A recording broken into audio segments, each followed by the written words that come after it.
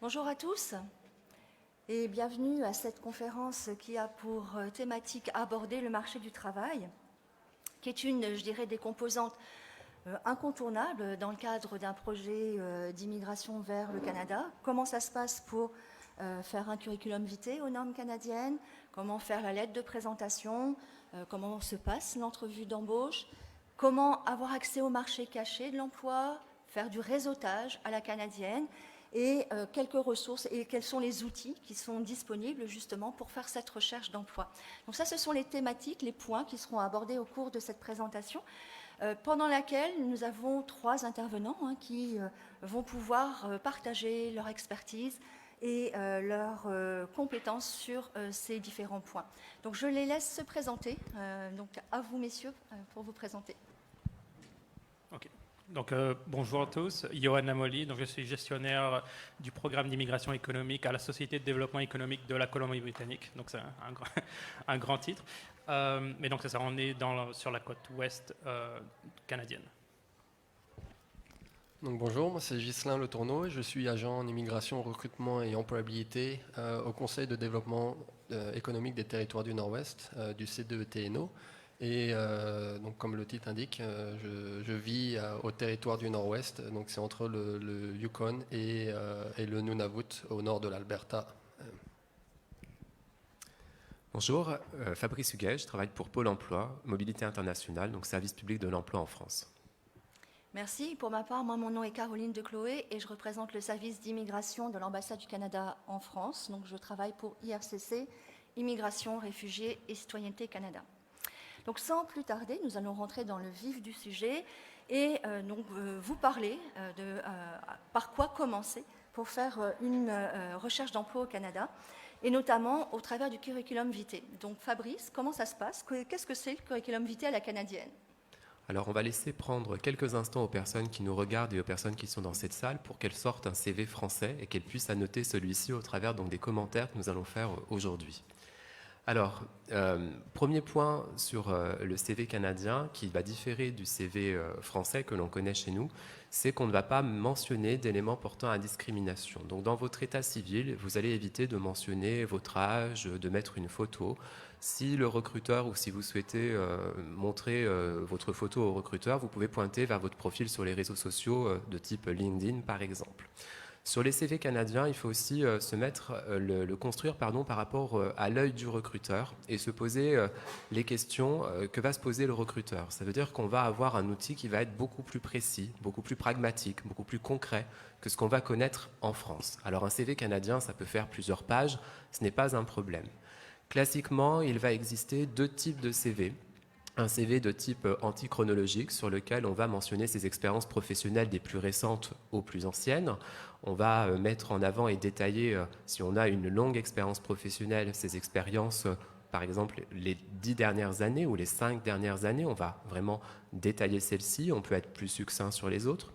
Ou alors un CV de type par compétences, dans lequel on va catégoriser les différentes compétences que l'on dispose, on va les classifier par domaine, en administration, en gestion, en management, en commerce, etc. Et détailler un petit peu moins les réalisations professionnelles qui sont donc celles de mon parcours professionnel. Un point sur lequel j'insiste vraiment sur le CV canadien, c'est qu'on va le réaliser par rapport à une cible professionnelle, par rapport à un emploi, par rapport à un métier. Donc un CV canadien, ça a un titre. Et comme je l'ai dit, mettez-vous à la place du recruteur. Au Canada, il y a des communications téléphoniques, par exemple, qui peuvent coûter assez cher. Donc dans son état civil, on va mettre vraiment tous les moyens de nous contacter. Son numéro de téléphone, bien sûr, au format international, son adresse mail professionnelle, mais également si on est présent sur des outils comme WhatsApp ou Skype, voire LinkedIn. Souvent, je dis il faut au moins 4 moyens de vous contacter sur un CV, donc vous essayez de les compter et d'en avoir au moins 4 pour vous contacter ou vous retrouver. Donc ça se rédige par rapport à une cible professionnelle. Par rapport à l'œil du recruteur, vous allez vous dire qu'est-ce qui m'est utile, qu'est-ce qui me sert. Ça, c'est les premières questions à vous poser quand vous allez réaliser ce CV. Et puis, le recruteur, il va avoir besoin d'éléments, donc on va passer à la slide suivante. Alors, non pas celle-ci, l'autre avant. Non, bon, c'est pas grave. Donc, Je ne vois pas le retour de vidéo, donc j'ai un petit peu du mal sur les différentes slides. Donc, je disais, le CV, donc on va mettre un contexte de travail. En France, quand vous avez travaillé pour une entreprise comme par exemple la SNCF, vous pouvez ne pas la présenter. Mais au Canada, il faut vraiment expliquer ce qu'est cette société, dans quel service vous étiez, et apporter des éléments pour permettre au recruteur de comprendre quel a été le contexte de travail avec ce qu'il connaît, lui, sur son territoire. De même, dans les réalisations professionnelles, soyez précis, soyez concret. Mettez en avant et préférez plutôt un format itératif sous format liste à puces pour énumérer vos différentes réalisations professionnelles.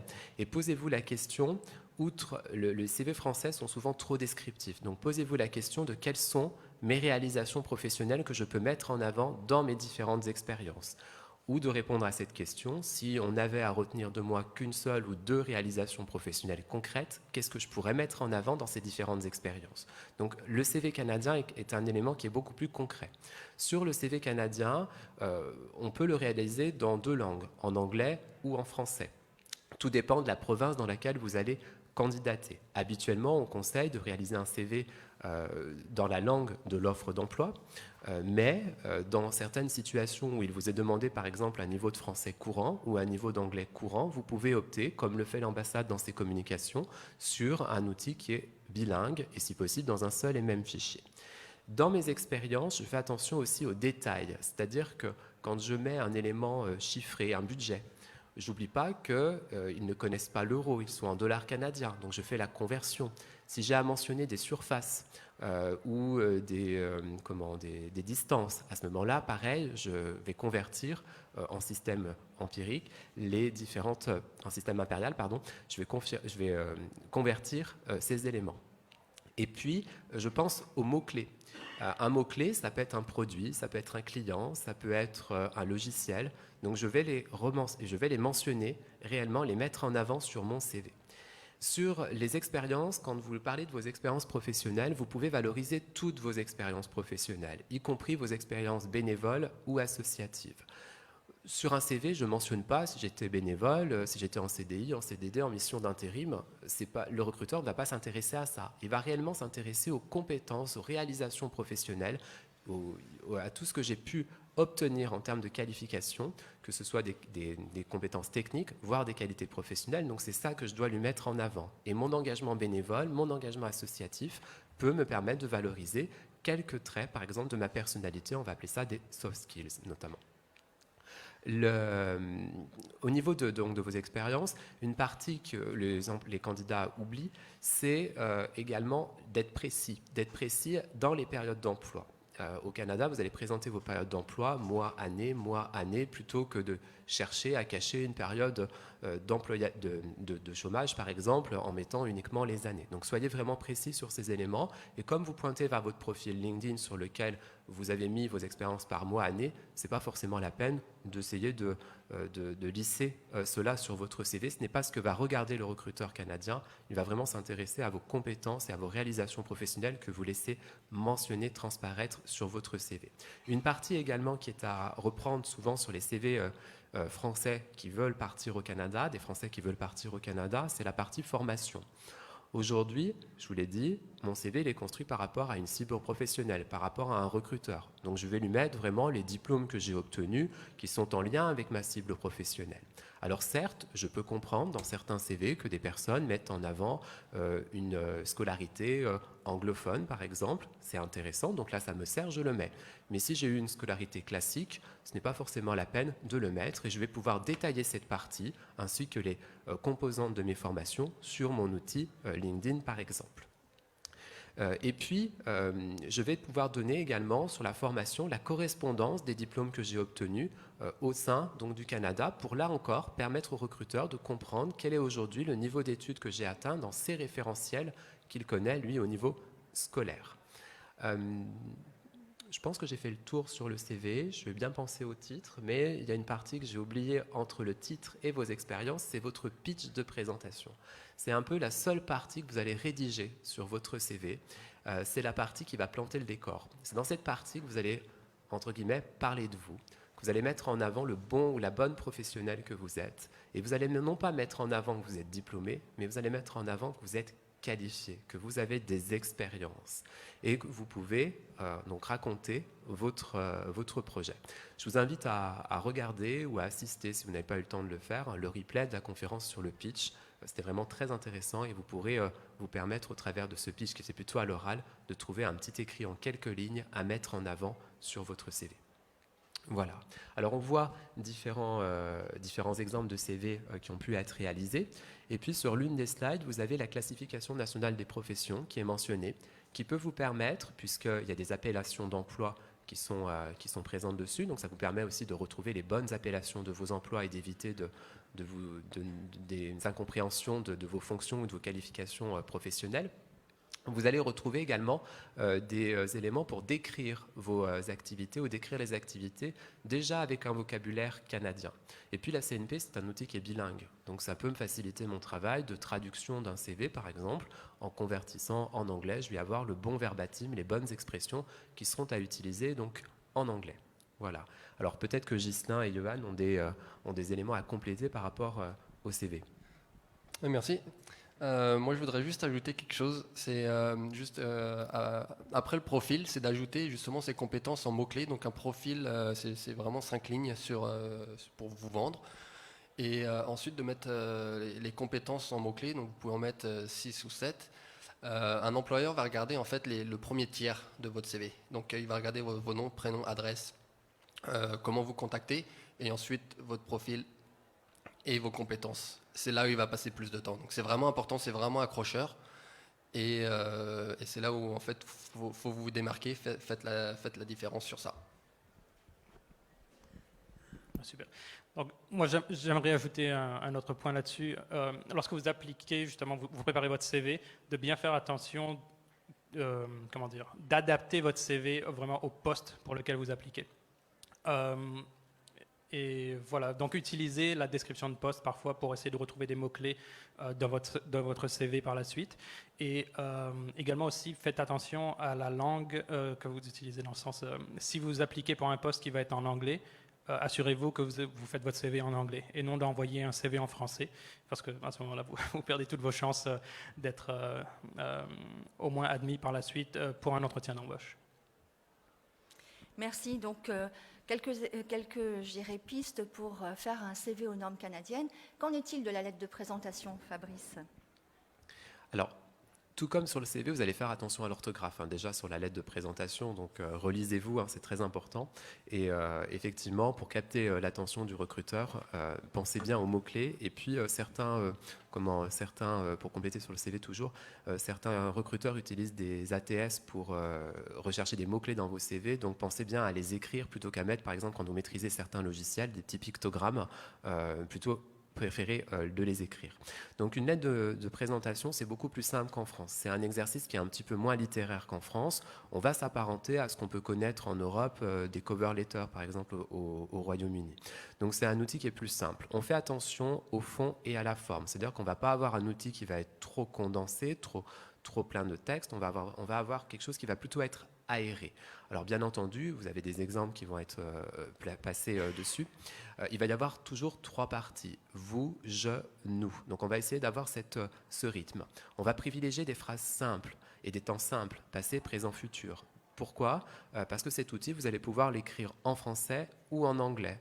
Et l'anglais est une langue qui va plus à l'essentiel. C'est une langue qui est moins littéraire que peut l'être le français. Même si ça fait plaisir dans une lettre de motivation de caser un imparfait du subjonctif, vous pouvez plutôt préférer des phrases simples et puis ça donne du rythme à votre lettre, ça se lit beaucoup plus facilement pour le recruteur. On voit encore trop souvent des lettres de motivation où une phrase, un paragraphe.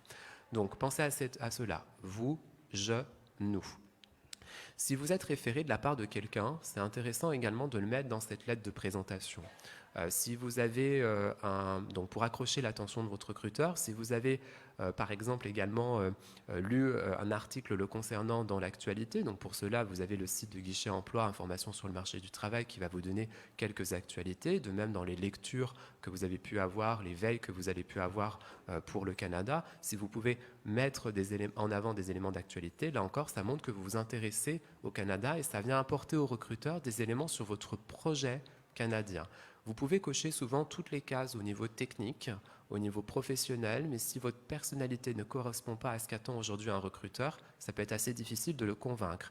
Donc dans tous les outils, même dans les outils écrits, vous pouvez laisser paraître votre motivation pour votre projet et montrer l'aboutissement de la réflexion que vous avez pu avoir sur celui-ci.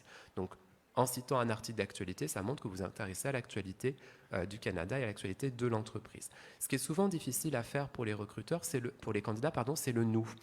Ensemble, qu'est-ce qu'on va faire, sur quel projet on va aller. Donc là, c'est souvent un peu difficile à faire. Et dans cette partie, souvent, j'invite les candidats à mentionner à quel moment ils sont joignables sur le fuseau horaire du recruteur. Là encore, je me suis mis à la place du recruteur en lui facilitant le travail, de dire moi je suis joignable de telle heure à telle heure sur ton fuseau horaire, donc tu n'as pas besoin de faire la conversion, je me rendrai disponible, même si chez moi c'est 19h ou 20h, c'est pas grave, chez toi ça sera l'heure pour laquelle tu pourras me contacter. Dans la partie il faut éviter vraiment, il faut éviter que ce soit une redite en fait de votre CV. Donc vous allez mettre l'accent sur des réalisations professionnelles dans cette partie qui vont peut-être être un petit peu moins précises que sur votre CV, mais qui vont être en lien là encore avec l'offre d'emploi à laquelle vous allez appliquer, sur laquelle vous allez appliquer. Tout comme le CV type ou la lettre de motivation type, la lettre de présentation type, ça n'existe pas, d'accord ? Donc c'est vraiment un outil qui est adapté à chaque opportunité. Donc cette partie c'est souvent celle-ci qui est le plus souvent modifiée et qui est la plus souvent retravaillée lorsque je candidate sur une offre d'emploi. Donc comme je l'ai dit, on fait attention à l'orthographe et puis au niveau de langue que vous utilisez, faites-vous relire par votre conseiller Pôle emploi ou par d'autres personnes pour être sûr de ne pas avoir fait de coquille concernant ce point. Est-ce que vous avez des choses à ajouter ? Oui, moi je voulais ajouter sur les compétences dans la lettre de présentation ou lettre de motivation. On parle aussi, je vais faire de l'anglicisme, je suis désolé, ça va être le hard skill et le soft skills. Les employeurs regardent aussi l'expérience personnelle, donc n'hésitez pas à mettre des compétences que vous avez sur le soft skills et également sur le hard skill que vous avez avec vos diplômes ou vos autres expériences professionnelles. Oui, merci. Ce qui peut être aussi pertinent d'intégrer dans votre lettre de présentation, ce sont les programmes d'immigration pour lesquels vous pourriez être éligible. Si par exemple vous êtes éligible à un permis de travail sous le volet mobilité francophone, donc c'est un outil qui a été mis sur pied justement pour les francophones qui obtiennent une offre d'emploi qualifiée en dehors de la province du Québec, n'hésitez pas à le mentionner. Même chose si vous avez obtenu un PVT ou si vous êtes éligible à un PVT, là aussi, vous pouvez le mentionner. Si vous avez obtenu votre statut de résident permanent ou un permis de travail ouvert en tant que conjoint d'un travailleur temporaire ou conjoint ou conjointe d'un ou d'une étudiante, là aussi, vous pouvez le mentionner. Ça peut être intéressant parce que ça permet à l'employeur de ne pas avoir à rechercher quel est le programme qui pourrait s'appliquer. Donc ça lui évite de se poser pas mal de questions. Ça montre votre intérêt pour le poste et ça démontre également votre connaissance des programmes d'immigration et votre intérêt pour le poste. Donc ça peut aussi l'inciter à poursuivre le processus de recrutement. Donc pour illustrer cette lettre de présentation, on a juste un tout petit exemple de lettre, donc assez court, concis, une page en règle générale. Donc vous pouvez le voir. Là aussi, je suppose que la lettre de présentation est adaptée par rapport à l'offre d'emploi. Si c'est en anglais, si c'est en français, c'est aussi à adapter, bien évidemment. Donc on imagine qu'on a fait notre CV aux normes canadiennes, on a préparé notre lettre de présentation, on envoie le tout et l'employeur souhaite nous rencontrer pour une entrevue d'embauche. Donc comment ça se passe pour l'entrevue d'embauche ? Johan. Okay. Merci Caroline. Donc alors déjà si vous arrivez à l'entrevue d'embauche, c'est déjà un grand pas en avant, surtout si vous êtes encore à l'étranger. Alors lors de l'entretien d'embauche, le recruteur, généralement, ce qu'il va chercher comme réponse à ces questions, c'est est-ce que vous pouvez faire le travail qui vous est demandé ? Est-ce que vous êtes intéressé par le poste ? Et également, est-ce que vous êtes un bon fit pour l'organisation ? Aussi, le recruteur, généralement, il va porter son attention sur vos compétences du savoir-faire, mais depuis quelques années, on l'observe de plus en plus sur vos compétences du savoir-être. Le savoir-être, ce sont vos qualités personnelles et comportementales que vous allez développer et dont vous allez faire preuve dans le domaine professionnel. On parle ici de courtoisie, du bon relationnel, de votre capacité à travailler en équipe, de votre bonne capacité à communiquer, votre intelligence émotionnelle, ainsi que votre adaptabilité, pour n'en citer que certaines. Dites-vous, lorsque vous allez passer l'entretien, que le recruteur ne vous connaît pas personnellement et que généralement un entretien va durer à peu près une trentaine de minutes, et donc que vous avez ces 30 minutes-là pour bien vous vendre au recruteur et aussi lui montrer par la manière dont vous interagissez avec lui et les exemples que vous allez lui donner, que vous avez justement ces compétences qui vont satisfaire l'employeur. Donc, il va sans dire qu'une bonne préparation va être requise. Pour commencer, moi, ce que je recommanderais vraiment, c'est vraiment de faire des recherches sur l'organisation. Donc, allez voir son historique, sa culture d'entreprise, sa mission, sa vision, ses valeurs, mais également son actualité. Ça peut vous permettre justement d'avoir des questions par la suite que vous pourrez poser à l'organisation, mais aussi vous préparer à d'éventuelles questions de l'employeur. Vous pouvez utiliser pour ça le site web de l'organisation, des communiqués de presse qui sont parus. Vous pouvez aussi, de plus en plus les gens le font, c'est les suivre sur LinkedIn. Généralement, les entreprises publient beaucoup sur LinkedIn, surtout au Canada. Utilisez des sites comme Glassdoor, qui va vous permettre de voir des critiques, des commentaires qui ont été faits, que ce soit par d'autres employés ou par d'autres personnes de l'organisation. Et on le voit de plus en plus aussi faire de ce qu'on appelle des entretiens informationnels. Donc, vous pouvez vous connecter sur LinkedIn, par exemple, avec des employeurs, pas des employeurs, mais avec des employés de certaines organisations et essayer de les rencontrer, même virtuellement, pour essayer d'en savoir un peu plus sur l'organisation.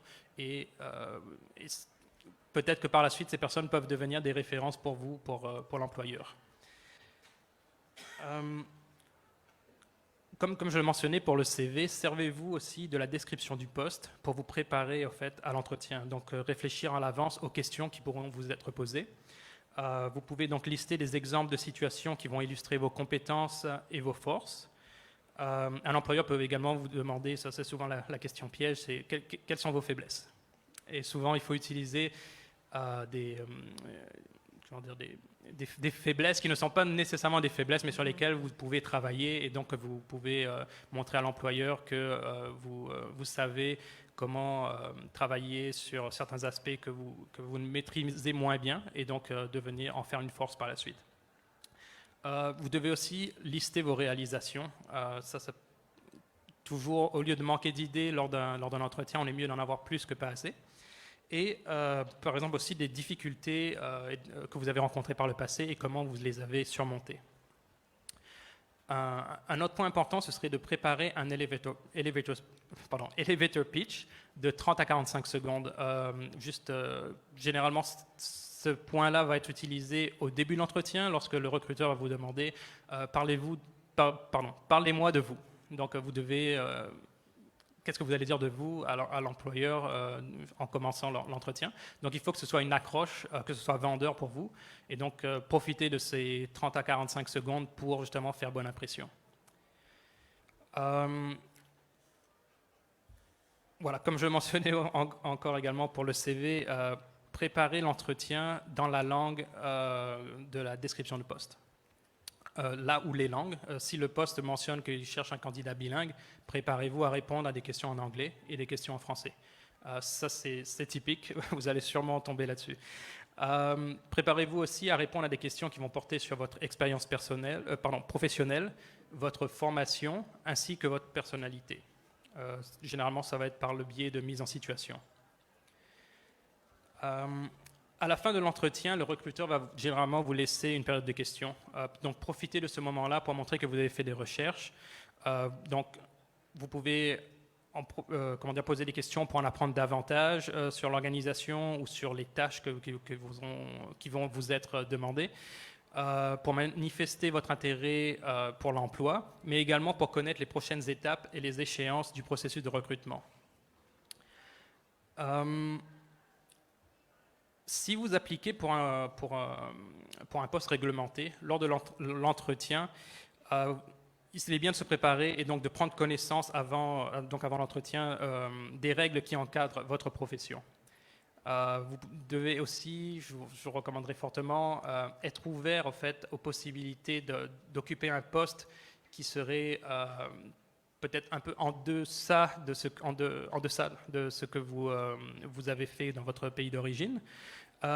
Et également voir s'il y a des opportunités, donc poser des questions à l'employeur pour voir s'il y a des opportunités, si vous occupez un poste connexe par exemple, pour justement aller passer les certifications et les équivalences qui vont vous permettre d'avoir le poste de vos rêves, là, donc qui est un poste réglementé.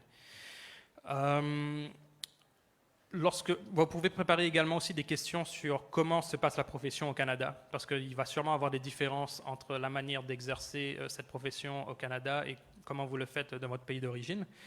Voilà à ce niveau-là. D'autres aspects que je vous recommanderais de prendre en considération, c'est également d'être ponctuel. Donc que ce soit pour les entretiens qui sont en ligne ou en présentiel, soyez ponctuel. Habillez-vous de façon appropriée. Assurez-vous d'être dans un endroit calme. Ça, ce sera plus pour un entretien en ligne. Donc, un endroit calme, ordonné. Si vous n'avez pas cette opportunité, essayez au moins d'avoir ce qu'on appelle les fonds virtuels, les fonds d'écran virtuels. Ça s'utilise de plus en plus. Vérifiez que vos appareils, vos logiciels, mais également votre connexion Internet soit fonctionnel. Ça, c'est les exemples typiques à chaque fois. Le micro ne fonctionne pas, la caméra ne fonctionne pas, le logiciel bug, voilà, on a une mauvaise connexion et donc le recruteur, il va entendre juste un mot sur deux de ce que vous allez dire. Et donc ça fait déjà pas bonne impression. Tenez en compte également du décalage horaire. Sachez qu'au Canada, il y a 6 fuseaux horaires. Donc, si vous appliquez pour un poste en Colombie-Britannique, ce n'est pas la même chose que pour appliquer un poste à Toronto ou au Manitoba, par exemple. Et bien évidemment, dépendamment des circonstances, certains employeurs vont vous autoriser donc parce que vous avez déjà leur adresse email, par exemple, de leur envoyer un email de remerciement dans les 24 heures. Donc, dans la mesure du possible, faites-le. Ça va déjà permettre de vous démarquer auprès de l'employeur. Et enfin, un dernier conseil que je vous donnerai, c'est de soigner en fait, votre image personnelle en ligne. De plus en plus, les recruteurs, ils vont faire des recherches sur vous avant même que vous passiez l'entretien.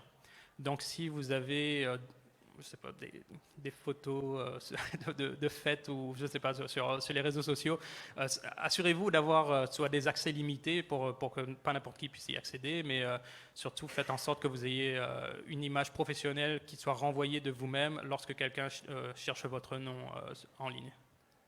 Donc voilà. Merci Johan, très utile. Alors il faut savoir qu'au Canada, beaucoup d'employeurs n'affichent pas forcément leurs offres et leurs besoins en ressources. Donc, souvent, il y a à peu près 80% des offres qui sont sur le marché caché de l'emploi. Donc, l'objectif pour vous, c'est d'avoir accès à ce marché caché de l'emploi qui passe essentiellement par le réseautage canadien. Donc, Ghislain, est-ce que vous pouvez nous en dire plus sur le marché caché de l'emploi ? Oui, merci Johan, merci Caroline. Donc le marché caché de l'emploi au Canada, ça, comme l'a dit Caroline, ça représente à peu près 80% des postes qui sont affichés. Et pourquoi ça ? Parce que les employeurs favorisent également le recrutement à l'interne. Et cependant, le bouche à oreille marche énormément au Canada. Donc on va parler, je vais aller dans les points de comment créer son réseau un peu dans quelques minutes. Donc voilà, c'est de venir nous rencontrer lors des salons, par exemple comme aujourd'hui avec Johan en Colombie-Britannique qui fait partie du conseil de développement de la Colombie-Britannique et moi-même pour les territoires du Nord-Ouest. Donc venez nous voir, nous on est en relation avec des employeurs. On connaît un petit peu le marché caché, on ne connaît pas tout parce que les 80% c'est quand même énorme, mais on connaît les employeurs, on sait ce qu'ils recherchent, ils nous font confiance. Ensuite, de regarder les sites et de postuler également de façon spontanée. Donc c'est d'envoyer votre candidature, donc avec tous les conseils qu'on vous a donnés aujourd'hui, de faire en sorte que ça soit soigné. et d'appliquer de façon vraiment personnalisée à l'offre ou à l'organisation. Également, ce qui consiste donc donc faire son réseautage, donc c'est participer à des forums d'emploi. Encore une fois, comme aujourd'hui, vous rencontrez du monde, vous rencontrez des personnes qui représentent les employeurs. Et ça, c'est aussi valable pour le faire avant d'arriver au Canada. Donc, c'est de regarder les sites d'organisation, les associations, de rejoindre des groupes Facebook. Facebook au Canada marche beaucoup. Par exemple, je vais prendre l'exemple de Yellowknife. Il y a sur des groupes Facebook comme francophones au territoire du Nord-Ouest ou Yellowknife Job, où les employeurs postent directement des offres d'emploi sur ces groupes Internet. Il y a bien évidemment aussi les sites des chambres de commerce où vous pouvez avoir une liste des employeurs et donc ensuite pouvoir postuler spontanément. Les soirées de réseautage et aussi le bénévolat. Le bénévolat marche énormément au Canada. C'est là où vous pouvez créer votre réseau et vous pouvez l'agrandir. Vous pouvez également déposer votre plateforme votre CV sur des plateformes de recrutement. Il y a toujours des chercheurs de tête, même au Canada, si vous avez le talent que l'employeur recherche, ils vont vous tirer au sort et pour le moment, vous allez recevoir une offre également de l'employeur. Il y a aussi, je prends l'exemple du Pôle emploi international où nous demandons au Pôle emploi international de poster des offres pour les employeurs pour le Canada. Donc vous pouvez aussi également regarder ces offres, surtout pour les offres francophones. Et puis bien évidemment, personnaliser votre CV pour vous et encore une fois pour les offres auxquelles vous aspirez. Je pense que j'ai fait le tour sur le caché marché. Oui, merci. Donc, au niveau des outils à disposition pour la recherche d'emploi, il existe différents outils et notamment au travers des services publics de l'emploi. Donc, je repasse la parole à Fabrice. Oui, effectivement, on a régulièrement des sollicitations de la part de Ghislain pour afficher des postes, mais on ne fait pas que des postes francophones. On peut aussi avoir des candidats français qui parlent très bien anglais, donc on est preneur de tous les affichages, hein, n'hésite pas. Non, plus sérieusement, effectivement, vous allez retrouver sur le site de pôle emploi.fr, lieu de travail Canada, l'intégralité des opportunités professionnelles que nous cherchons à pourvoir aujourd'hui, qui sont accessibles à tout type de personnes, qui peuvent être salariés, étudiants ou demandeurs d'emploi, bien entendu.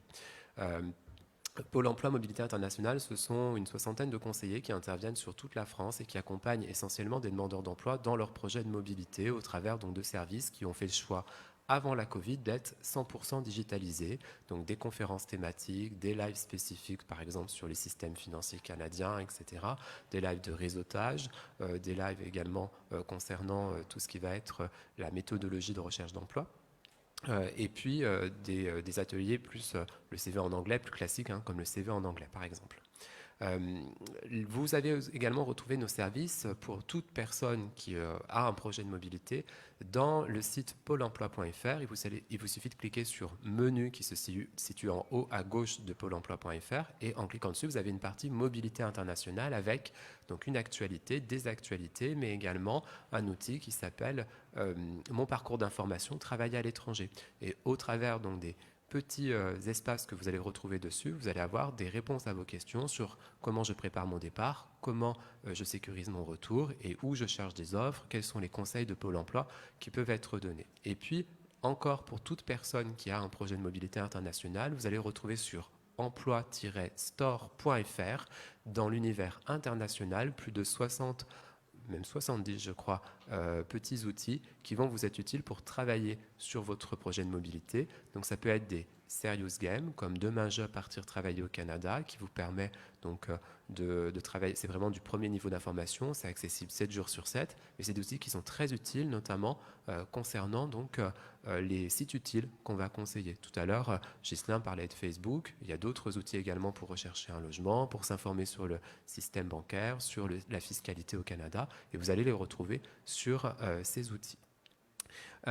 Nous avons également, comme aujourd'hui, une présence, et je remercie Caroline et les services d'immigration, réfugiés, citoyenneté Canada pour chaque année nous faire une petite place, soit en virtuel, soit en présentiel sur cet événement. Donc vous pouvez également nous retrouver sur des salons comme Destination Canada, les Mondiaux des métiers, des événements portés également par Air Canada ou par d'autres entités. Donc n'hésitez pas à venir nous voir. Et c'est vrai que aujourd'hui vous me voyez en présentiel, mais habituellement pour certains à qui j'ai envoyé des informations, vous me verrez la plupart du temps de manière digitale et en virtuel, donc sur des outils comme Teams ou autres. Voilà. Merci Fabrice. Alors il existe également un autre outil dont on voulait vous parler, c'est le site de Guichet Emploi. C'est un outil, je dirais, incontournable dans le cadre de la préparation à une recherche d'emploi au Canada.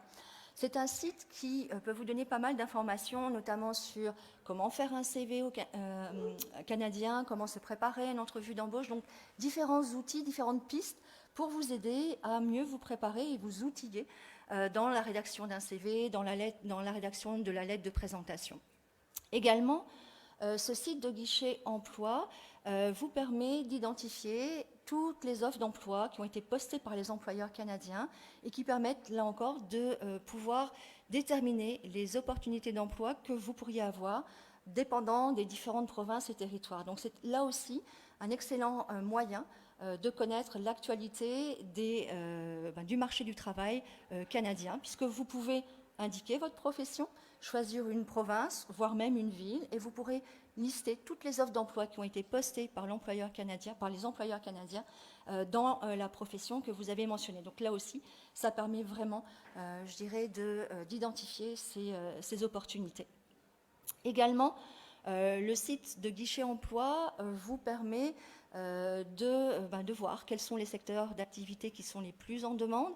Là, avec la période du Covid, il y a vraiment des secteurs qui ressortent, qui sont, je dirais, du style de l'hôtellerie, le tourisme, la restauration. Ça peut être aussi dans le domaine de l'éducation, transport, logistique, la santé. Donc, différents secteurs d'activité où il y a des besoins au niveau du marché du travail canadien. Également, des outils qui vont vous permettre justement de savoir quels sont les secteurs d'activité qui vont être en demande dans les mois, dans les années à venir, et là encore, de savoir où peuvent se trouver les opportunités. Et enfin, il y a également un outil dédié pour les nouveaux arrivants, notamment, on a parlé des candidats qui ont des professions, qui travaillent dans des professions réglementées. Là encore, cette page du site de Guichet Emploi permettra de pouvoir mener au site des ordres professionnels qui dépendent de chaque province et de chaque territoire. Donc là aussi, un excellent moyen d'information pour mieux vous préparer dans votre recherche d'emploi. Il faut également garder à l'esprit qu'il existe aussi des sites de recherche d'emploi par secteur d'activité. Donc dans certains secteurs, que ce soit dans le domaine des TI, que ce soit dans le domaine de l'hôtellerie, dans le domaine du tourisme, de l'éducation, donc il y a vraiment là aussi des sites de recherche d'emploi qui sont dédiés. Et puis aussi, comme l'a mentionné Ghislain, c'est que aussi, dans certaines provinces et territoires, il y a aussi des sites spécifiques d'emploi et de recherche d'emploi de la province ou du territoire. Donc là, ça vous permet d'élargir votre recherche d'emploi. Ceci termine notre présentation. Donc on a un petit peu de temps, je pense. Quelques minutes pour des questions, si dans la salle, vous avez des questions.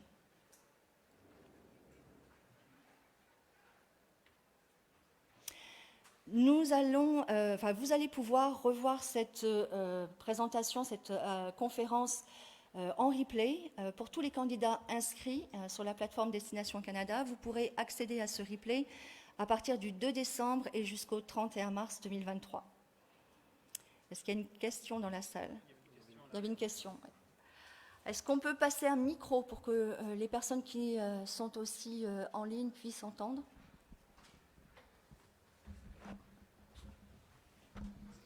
Merci.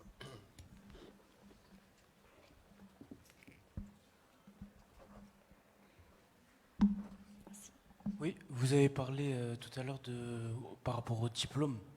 Et là, par contre, j'aurais bien aimé savoir comment j'aurais pu... Là, actuellement, j'ai un master.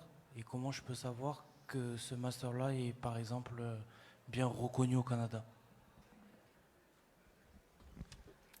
Fabrice, peut-être. Alors, pour avoir officiellement la reconnaissance de votre diplôme dans les référentiels canadiens, il va falloir probablement réaliser ce qui s'appelle une évaluation de vos diplômes d'études. Donc ça, c'est une démarche, on va le retrouver, l'information, on va la retrouver sur le site de canada.ca, comment et quels sont les organismes qui sont habilités pour le faire. Mais habituellement, c'est une démarche donc, qui est payante et qui peut prendre du temps. Habituellement, chaque province dispose de son propre système scolaire et en fonction bien du nombre d'années d'études que vous avez suivies, vous pouvez indiquer la correspondance de votre diplôme. Mais un recruteur aujourd'hui canadien ne va pas forcément s'intéresser, comme on l'a tous dit tout à l'heure, il ne va pas forcément s'intéresser à votre formation. Ce qui va surtout l'intéresser, c'est ce que vous avez développé comme compétences professionnelles au travers donc par exemple de votre alternance ou de vos stages, au travers de vos engagements bénévoles ou associatifs, ou au travers de vos projets de création d'entreprise. Donc c'est vraiment plutôt sur ça qu'il faut centrer votre activité, et moins vous focaliser sur votre formation. Il faut vraiment travailler toutes vos réalisations professionnelles, et un master, classiquement, c'est l'équivalent, je pense, souvent d'une maîtrise au Canada, mais voilà, c'est pas forcément, pour avoir officiellement la terminologie canadienne du diplôme et sa correspondance, il va falloir vraiment conduire une évaluation des diplômes d'études. Peut-être que Justin ou Johan veulent compléter ce que je viens de dire. Non, Fabrice, tu as bien résumé. C'est pour ça qu'on met de l'importance sur le profil et sur les compétences. On parle beaucoup des compétences transférables. C'est ce que l'employeur va regarder en fait. Même si vous n'avez pas toute la liste de ce que l'employeur recherche, vous avez forcément les compétences dont l'employeur recherche. Et c'est pour ça qu'on parle aussi beaucoup de soft skills, parce que c'est ce que l'employeur va regarder. L'employeur va vouloir savoir ce que vous pouvez lui apporter. Parce que moi, en fait, j'ai plus un profil commercial et je développe surtout des projets, on va dire, créatifs à côté. Est-ce que c'est intéressant de le mettre en portfolio ? Oui, tout à fait. Et effectivement, ça fait partie d'un point que j'aurais pu mentionner dans le CV, mais si vous avez un portfolio de réalisation en ligne, vous pouvez le mentionner sur votre CV et pointer dessus, tout comme quand vous avez, par exemple, une profession qui est graphique dans le design ou qui est par exemple plutôt avec des outils de communication innovants. Un CV canadien, souvent, c'est une présentation qui est beaucoup plus simple qu'en France. On va éviter d'avoir des choses trop graphiques, on va plutôt être sur quelque chose de plutôt linéaire. Donc, mais vous pouvez proposer au recruteur un téléchargement de votre CV, de vos outils, en version plus graphique. C'est tout à fait possible. Mais le portfolio, bien entendu, ça me permet, moi, en tant que candidat, de me faire connaître pour mes réalisations professionnelles. Ça les illustre. Et il n'y a pas forcément des professions comme la vôtre commerciale qu'on peut mettre en avant, ou on peut mettre en avant un portfolio. Quand on est par exemple plombier chauffagiste, prendre en photo ses installations, c'est tout à fait possible. Quand on est soudeur, également. Donc on peut valoriser vraiment visuellement ce qu'on sait faire au travers donc, d'un portfolio en ligne. C'est tout à fait très intéressant. Moi, je vais prendre la parole. Portfolio, c'est très important, surtout dans le monde de la mode. Ils vont même pas regarder, ils vont regarder votre portfolio. Votre portfolio, c'est votre CV. Bien évidemment, il faut inclure un CV. Mais les personnes vont regarder ce portfolio. Donc, je parle de coiffeur, esthétique, le monde de la couture. Maintenant, c'est pour vous vendre. Donc, votre portfolio, c'est ce qui va vous vendre. Dernier point d'intervention là-dessus aussi. On a déjà eu, par exemple, des candidats qui, eux, dans leur pays, ils étaient cuisiniers, par exemple. Et comment montrer ça à l'employeur qu'ils ont ces compétences-là. Donc, s'ils étaient donc cuisiniers, par exemple, des photos, des plats qu'ils ont fait, je sais pas, des différents types de préparation qu'ils sont en mesure de faire. Souvent, ça va aider d'avoir un portfolio. Et puis l'employeur, ça va être un élément déterminant aussi par la suite avec eux. Voilà. Merci. Alors, une dernière question. Oui, madame, juste devant. Oui, si on peut apporter le micro à nouveau.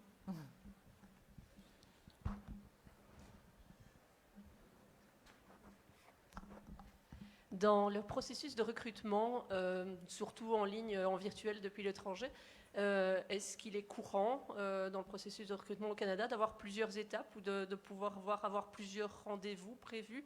On dit qu'il y a un premier entretien et puis peut-être après un rendez-vous technique, surtout je pense à l'IT, mais peut-être dans d'autres domaines aussi. Est-ce qu'il y a plusieurs étapes dans le recrutement ? Alors, réponse courte, oui. Alors, comme vous mentionnez, ça va dépendre du corps de métier, bien évidemment, et puis des besoins aussi de l'organisation. S'ils ont beaucoup d'applicants et qu'ils ils cherchent à vraiment déterminer si c'est le candidat idéal, donc ils peuvent avoir une série d'entretiens. On a des candidats qui ont eu 4 à 5 entretiens, dépendamment. Soit c'était ça peut commencer avec un entretien individuel, souvent c'est informel, ensuite ça va être plus formel, ensuite ça va être avec 3 personnes. Ensuite, ils vont demander à un directeur ou un manager de venir aussi dans l'entretien pour voir si c'est un bon fit pour l'organisation. Donc, voilà, ça se peut que vous ayez plusieurs entretiens, donc ne soyez pas surpris si c'est le cas.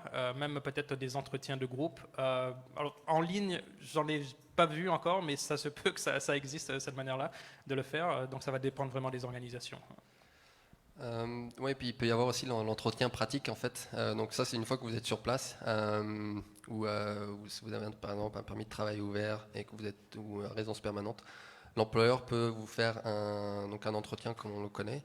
Moi, ce que je conseille, c'est lors des entretiens, c'est vraiment d'être tranquille, prendre ça comme un jeu, être honnête avec l'employeur, et du coup, ça va vous détendre en même temps. Et puis le pratique, c'est de mettre en avant, parce que vous allez être regardé, vous allez pouvoir voir ce que vous savez faire. Donc voilà, oui, ça arrive qu'il y ait des entretiens pratiques. Et c'est même, ça arrive aussi, comme disait Johan, des entretiens de groupe. Ça m'est arrivé une fois d'être 12 personnes dans la même salle à faire justement des jeux d'équipe. Et en fait, comme ça, ils déterminent par rapport à leur checkmark de qui est la bonne personne. Ça peut être intriguant au début, mais c'est intéressant et ça fait partie des expériences. Donc oui, il y a toutes sortes en fait d'entretiens d'embauche qui est possible et imaginable. Et c'est encore plus le cas quand vous avez des intermédiaires autorisés au recrutement de travailleurs étrangers temporaires, où dans un premier temps, vous allez, avant de rencontrer le client, rencontrer le cabinet de recrutement. Ce dernier va aussi peut-être vous préparer à cet entretien avec son client pour vous donner, comme l'a fait Johan tout à l'heure en expliquant la préparation à l'entretien, en vous donnant des clés pour mieux préparer votre entretien. Et ce sont des conseils qui sont très importants à suivre parce que c'est des personnes qui ont l'habitude donc des processus de recrutement. Après, les processus de recrutement canadiens, par habitude, peuvent être beaucoup plus courts en termes de temps, mais pas forcément en termes d'étapes, puisque derrière, il y a la construction du permis de travail, et ça peut prendre du temps, et ça peut, effectivement, en fonction des profils, être peut-être un peu plus compliqué. Voilà. Donc, il n'y a pas moins d'étapes, mais c'est peut-être sur un temps un peu plus court. Et puis, vous pouvez être aussi amené à faire des tests également. L'entreprise va vous demander de faire des tests. Par exemple, en France, je ne sais pas si c'est toujours le cas, mais la SNCF font des tests également sur ordinateur. Et ça, c'est pas rare de le voir. On a même des employeurs qui font tester les candidats en France, comme par exemple sur les professions de chauffeur routier, avec l'utilisation des boîtes Fuller par un organisme qui est basé en France, soit qui est un organisme privé, soit ça peut être aussi un organisme des AFPA, parce qu'on a certains employeurs qui payent des plateformes de tests, des plateaux techniques AFPA. Dans toute la France, en plus, c'est possible de faire ces tests sur un certain nombre de métiers, soudage, montage, etc. Plutôt des métiers techniques quand même, parce qu'on reste tributaire pour ces tests des offres de services de l'AFPA. Et bien sûr, comme ça, vous vous déplacez plutôt en France pour réaliser les tests, plutôt que d'être sur place et d'occasionner des frais peut-être vraiment plus importants. Merci beaucoup. Merci à nos 3 intervenants. Je pense que ça a été assez riche en informations. Donc, bonne préparation à votre recherche d'emploi et puis bonne suite de forum. Merci à tous et à toutes et à très bientôt et bonne chance dans vos projets. Au revoir. Merci. Merci.